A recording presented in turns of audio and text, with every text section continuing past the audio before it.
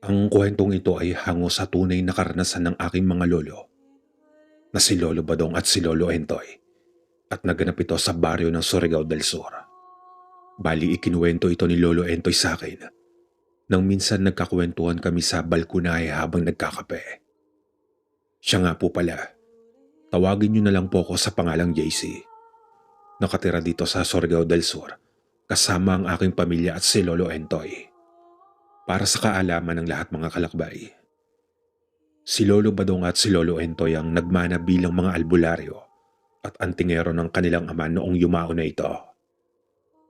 Inihabilin kasi sa kanilang dalawa ang isang librong kulay pulang naglalaman ng iba't ibang orasyon.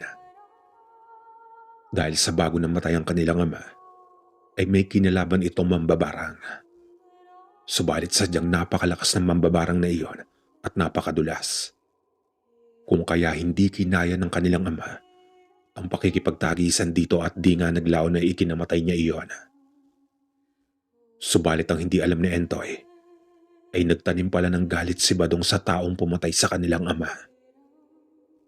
Kung kaya palihim na sumali si Badong sa isang grupong nag-aaral ng lihim na karunungan sa kaliwa at matinding pag-eensayo ang kanyang ginawa kung paano mambarang at mag-astral projection para makipag-usap sa mga demonyong sinasamba.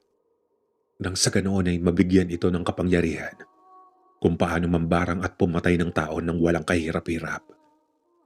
Hindi nga naglaon ay tuluyan ng nalulong si Badong sa pambabarang. Kung kaya tinalikuran na nito ang pagiging albularyo at sinamba niya na ang pinunong kinikilala nito sa grupo. Huli na nang malaman ni Lolo Entoy ang ginawa ng kanyang kapatid na si Badong. Dahil sa nakagawa na ito ng masama at nakapag-alay na ng batang inosente sa sinasamba nitong demonyo. Ano bang nakain mo, Badong? At pinasok mo ang kagaguhan na yan? Galit na tanong ni Lolo Entoy sa kanyang kapatid na si Badong. Gusto ko lang namang gumanti sa ginawang pagpatay ng mambabarang na iyon sa ama natin. Kaya pinasok ko ang ganitong sitwasyon, kuya. Mahinahong tugon naman ni Badong. Bakit sa tingin mo ba matutuwa ang ating ama kapag nalaman niya ang mga pinaggagawa mo? Galit na tanong ni Lolo Entoy at ginawaran ng malakas na sampal si Badong. Itigil mo na yung kalokohan mo. Dahil kung hindi, ako ang makakalaban mo, Badong. Pagbabantahan niya pa sa kanyang kapatid. Tahimik lang naman si Badong at hindi umimik habang nakaupo.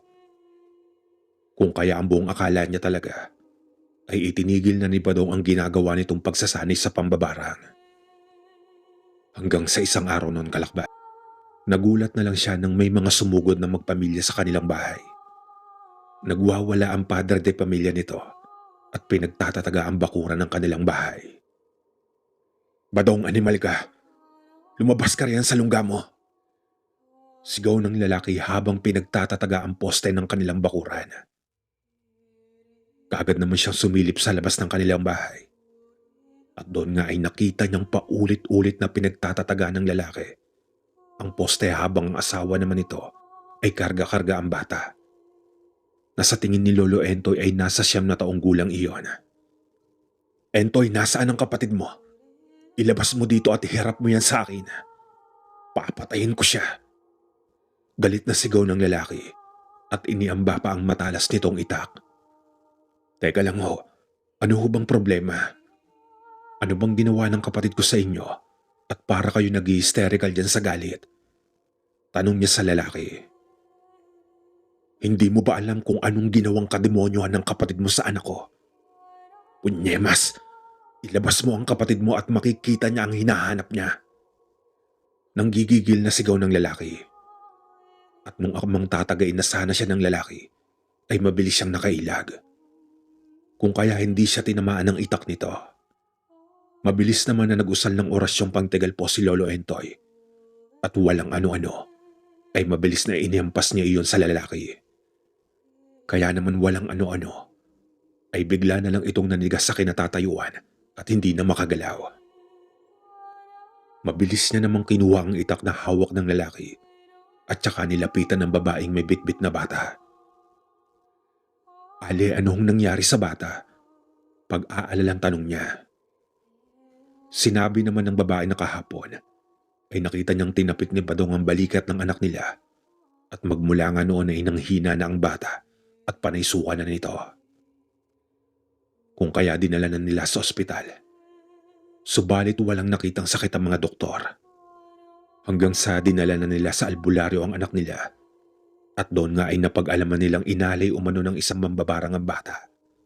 At sinabi rin ng albularyo na si Badong ang may pakana dahil nakikita niya sa aura ng bata ang marka ng aura ni Badong.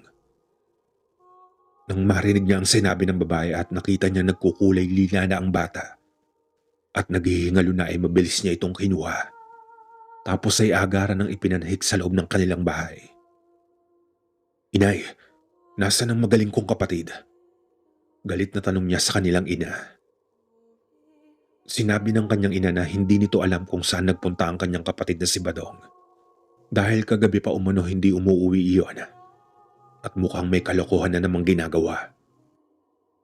Hindi na nagpatumpik-tumpik pa si Lolo Entoy at agaran niya ng inihiga ang bata sa mahabang upuan at pinulsohan sa kamay.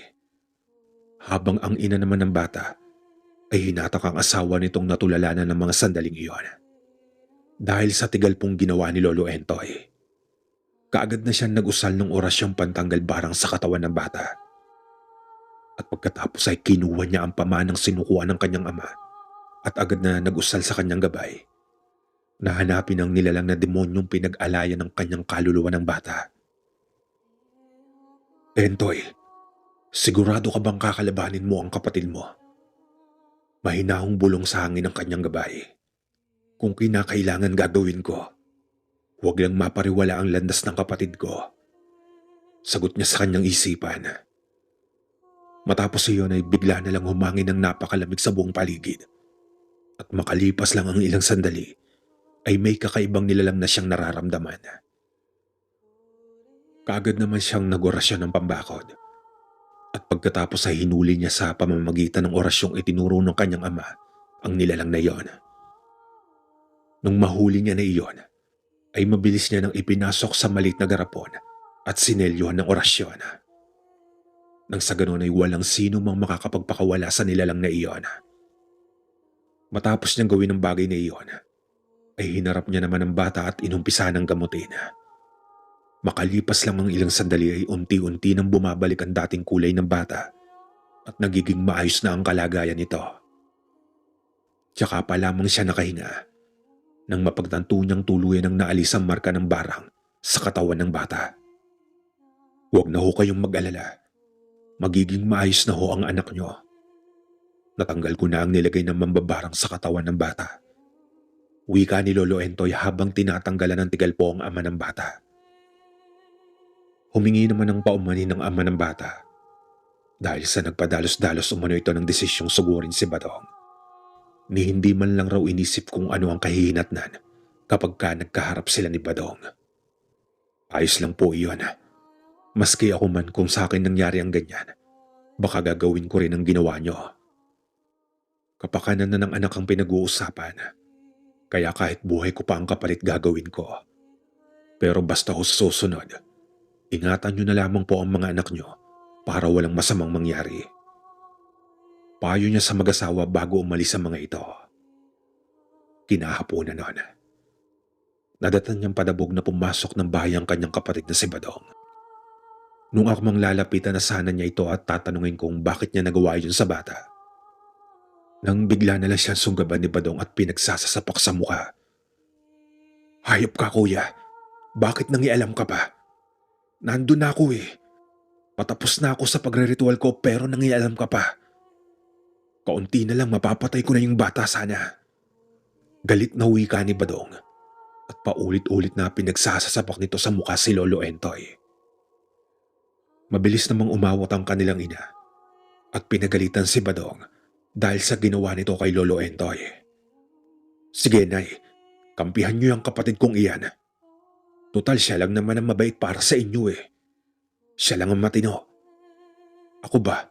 Ano po bang tingin niyo sa akin? Di ba suwail?" Galit at nagsisisigaw na wika ni Badong. Agara namang sinaway ni Lolo Entoy si Badong dahil sa sinisigawan na nito ang kanilang ina at dinuduro-duro pa.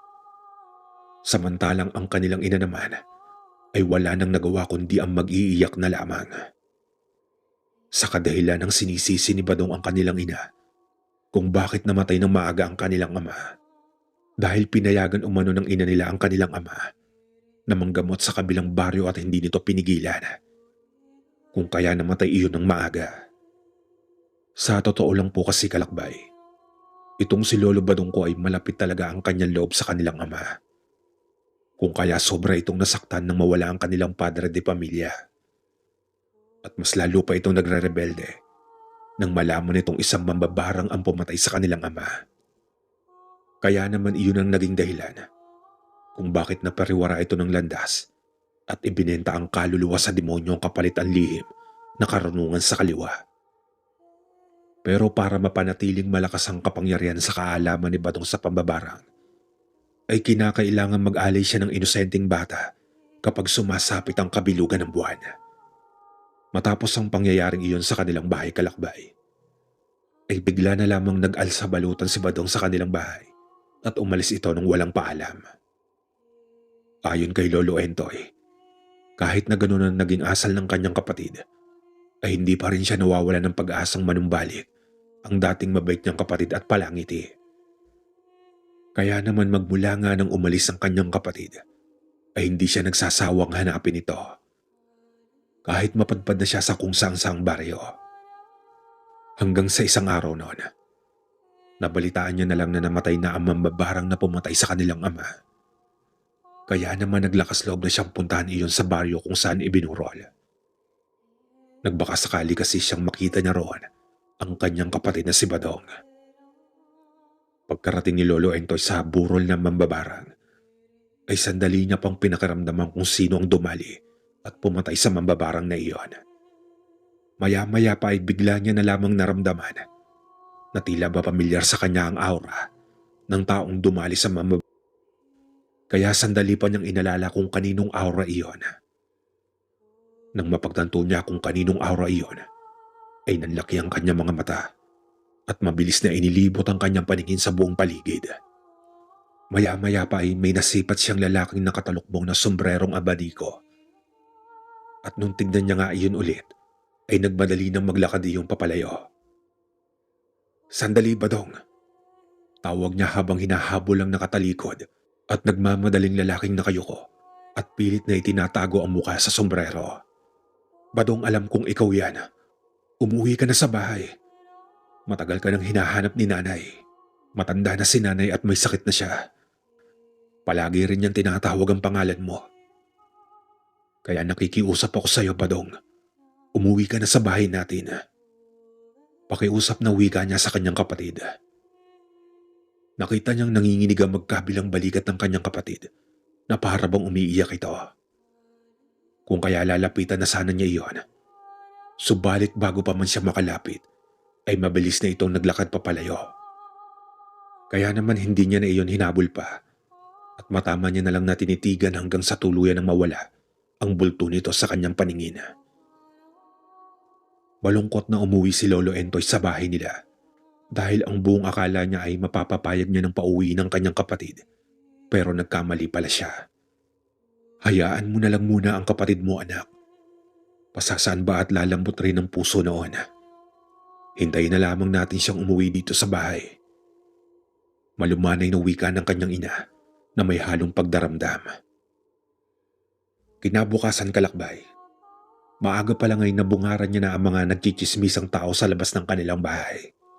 Kaya naman mabilis na siyang lumabas at nakiusyoso na rin kung ano ang nangyayari. Nang makalapit na siya sa mga nag-uumpukan ay nagulat na lamang siya nang makita niya ang isang batang wakwakan tiyan at wala ng laman loob iyon. Kaya naman kamuntikan na siyang masuka at napatakip na lang sa ilong. Humahagulgol naman ang kapitbahay nilang si Aling Gina dahil sa iyon ng bunso nitong anak na kahapon pa nawawala. Agad namang kumalat ang balita sa kanilang baryo na may gumagalang aswang umano at nangunguha ito ng bata. Kaya naman maiging pinag-iingat ang mga kabataan at dapat maaga pa lang ay nasa loob na sila ng bahay. Magmula noon ay sunod-sunod na ang mga nangyayaring kababalagan sa kanilang baryo. Marami na rin ang mga namamatay na mga alagang hayop. Kaya naman sa halita na nagroronda, ang mga kalalakihang nakatira sa kanilang baryo at kabilang na nga roon si Lolo Entoy. Wika pa ni Lolo Entoy. Isang gabi noon, sa kanyang grupo na nakatoka ang pagroronda sa kanilang baryo. Kaya naman 6:00 pa lang ng gabi ay kumain na sila ng kanyang ina at pinagpahinga niya na ito ng maaga. Nay, mamaya pupuntahan kita dito sa bahay. Pagkatapos po namin mag-ikot sa buong baryo, ni na Mang Nelson at Mang Cardinga. Magpahinga ka ng maaga. Bili niya sa kanyang ina bago lumabas ng bahay. Makalipas ang mahigit 1 oras ay nagkita-kita na sila sa kubo, kung saan ang kanilang tagpuan palagi para doon mag-umpisang mag-ikot. Bitbit niya ng mga oras na iyon ay buntot ng pagi, habang ang iba naman ay batuta na lamang na ipinahiram pa ng ibang barangay tanod. Ano, kumpleto na ba tayong lahat dito? Tanong ng barangay tanod na si Junior. Opo, Mang Junior. Kumpleto na po tayong lahat. Sagot naman ng kasama niyang si Leo. Sinabi naman ng kanilang pinuno na sa liblib na baryo muna sila mag-uumpisa mag-ikot papunta sa bungad ng baryo. Para malaman nila kung maayos lang ba at walang masamang nangyari sa mga taong nakatira sa liblib.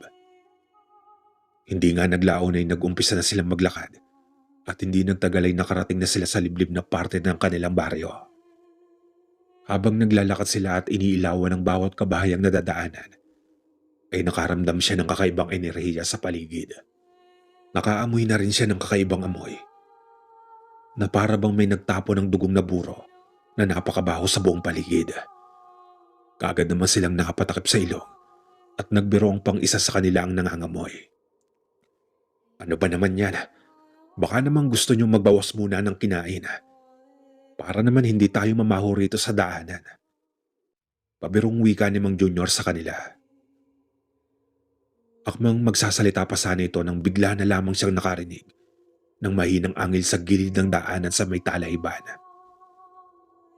Kaya mabilis niya nang pinatahimik ang kanyang mga kasamahan at sinabihang makiramdam. Mukhang may kakaibang mangyayari ngayong gabi, Mang Junior. Kaya maganda kayo. Wika niya sa mga kasama niya. Nagulat naman ang mga ito at agarang napakapit sa kanya at nagwika si Mang Junior ng, Entoy, total albularyo ka naman, di ba? Pwede bang ikaw na ang bahala sa mga aswang? Takot na wika nito sa kanya. Nang sa ilang sandali pa ay nakarinig na sila ng huni ng wakwak. Kaagad naman nagsipag-atrasan ng iba pa niyang mga kasamahan. At walang ano-ano ay kumaripas na ang mga ito ng takbo at iniwanan siya mag-isa. Dahan-dahan namang umatras si Lolo Entoy nang maramdaman niyang may nilalang na dahan-dahang gumagapang sa gilid ng daan ng palabas sa talahiban. Hanggang isang nakakakilabot na nilalang ang tumambad sa kanyang harapan. Anya pa, nakahubad iyon ng pang-itaas at nanlilimahid ng langis ang buong katawan. Habang nagbabaga ang mga matang mapupula, nagsisipagtulisan rin ang mga ngipin nito nag-uuslian sa bunganga at walang humpay ang pagtulo ng mga malalapot na laway nito sa bibig. Sandali pang sinipat ni Lolo Entoy ang nilalang at tinitigan. Dahil sa pakiwari niya ay nakikilala niya umano ito. Subalit hindi niya lubos maisip kung saan at paano niya nakilala ang nilalang. Nang sa walang ano-ano, ay bigla na lamang siyang sinunggaban ng isa pang nilalang na nasa kanyang likuran. Mabilis naman siyang nakailag at malakas na hinambalos ng buntot pagi ang aswang. Kung kaya malakas na umangil ito ng matamaan niya, akmang susunggaban na sana siya ulit ng aswang. Nang bigla na lamang siyang dinumog ng aswang na nakaharap niya kanina at nagpagulong-gulong sila sa putikan na nasa gilid ng daanan. Hahambalusay niya sana ang aswang nang bigla niya nalang narinig itong magsalita ng, Bakit ka nandito, kuya? Di ba dapat nasa bahay ka't binabantayan mo si nanay? Umalis ka na dito. Garalgal na bulong ng aswang sa kanya at mabilis na siya nitong kinaladkad papasok sa talahiban. Napaluha naman siya nang malaman niyang ang kanyang kapatid na si Badong pala ang aswang na nakasagupa niya. Tinanong niya pa kung ano ang nangyari dito. Subalit hindi siya nito sinagot. Salip ay pinapaalis na siya nito bago pa man siya makita ng ibang mga kasama nito. Pilit niya sanang isama ang kanyang kapatid, ngunit bigla na lang itong tumakbo palayo. Kaya naman nag-usal na lang siya ng pansabulag nang sa ganon ay hindi siya makita at maamoy ng mga aswang. Makalipas nga ang ilang sandali, ay nakasalubong niya na ang kanyang mga kasamaan. Pabalik na mga ito at may mga kasama pang ibang kalalakihan. Nagulat naman sila nang makita siyang puno ng putik. Kaya imbes na susugod na ang mga ito sa pinangyarihan, ay inihatid na lamang siya pauwi ng bahay. At doon ay napagkwentuhan nila ang aswang na sumugod sa kanya. Subalit pinanatiling sikreto ni Lolo Entoy na isa sa kanyang mga nakasagupang aswang ay ang kanyang kapatid na si Lolo Badong. Kinabukasan nga ay umugong na naman ang mga balita tungkol sa aswang. Kung kaya lahat ng mga nakatira sa liblib ay naglagay na ng mga pangontrang bagakay at palagi na nagsisiga ng goma tuwing sumasapit ang hapon. Hanggang dito na lang po muna ang aking kwento mga kalakbay. Maraming salamat.